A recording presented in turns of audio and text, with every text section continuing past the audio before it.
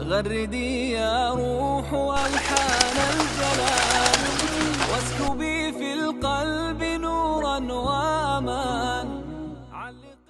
السلام عليكم ورحمة الله وبركاته. بعد الحمد لله والصلاة والسلام على رسول الله ما قل ودل. روى البيهقي بإسناده أن أبي الحسين القاهري قال: جلست في يوم في مجلس شيخي، قال وكان في نوع من العجب، فنظر إلي وقال: لا تفعل، إن الله خبأ ثلاثا في ثلاث، خبأ رضاه في طاعته، وخبأ سخطه في معصيته، وخبأ أولياءه في عباده. إذن خبأ رضاه في طاعته بمعنى لا تحتقر الطاعة مهما كانت صغيرة. فلو أن أحدنا تصدق بتمرة لوجدت كثير من الناس يضحكون عليه، لكنها عند الله عمل عظيم. قال صلى الله عليه وسلم: اتقوا النار ولو بشق تمرة. وتلك المرأة التي حكى عنها النبي صلى الله عليه وسلم أنها من بغايا بني إسرائيل، غفر الله ذنبها لأنها سقت كلبا ماء. إذن فلا تحتقر الطاعة مهما كانت، فتبسمك في وجه أخيك صدقة، والكلمة الطيبة صدقة. وهكذا هي الأعمال البر، وإن كانت صغيرة لكن أنها تتراكم لك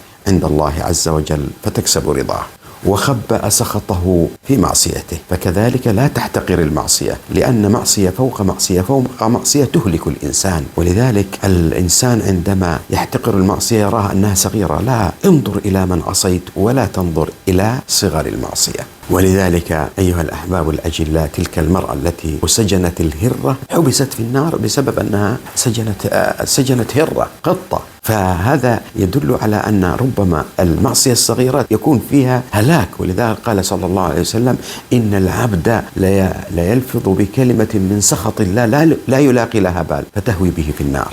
يعني كلمة. أيضا قال الثالثة: وخبأ أولياءه في عباده. هناك أناس تجدهم بين الناس في غبراء الناس، لكن يقول لك الإسلام: لا تسخر من أحد من المسلمين. لماذا؟ لأن هذا الإنسان المسلم قد ربما بينه وبين الله بابا مفتوحا، ربما هو ولي من أولياء الله، له عند الله مكانة. ولذلك لا تسخر من الناس، لا لاسمهم ولا لقبهم ولا لجنسيتهم ولا للونهم ولا لسلالتهم ولا لقبيلتهم، فإنه لا يصح أن تحتقر الناس، فهذا خلق من خلق الله.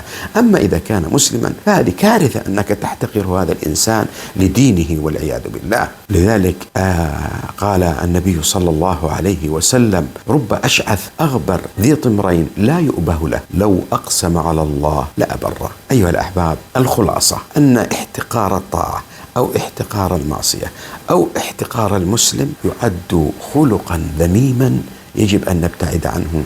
أسأل الله لي ولكم السلام من هذا المرض، وإلى لقاء آخر. أستودعكم الله، والسلام عليكم ورحمة الله وبركاته. الأفراح في جيد الهلال، واهتفي بالحب أهلا رمضان.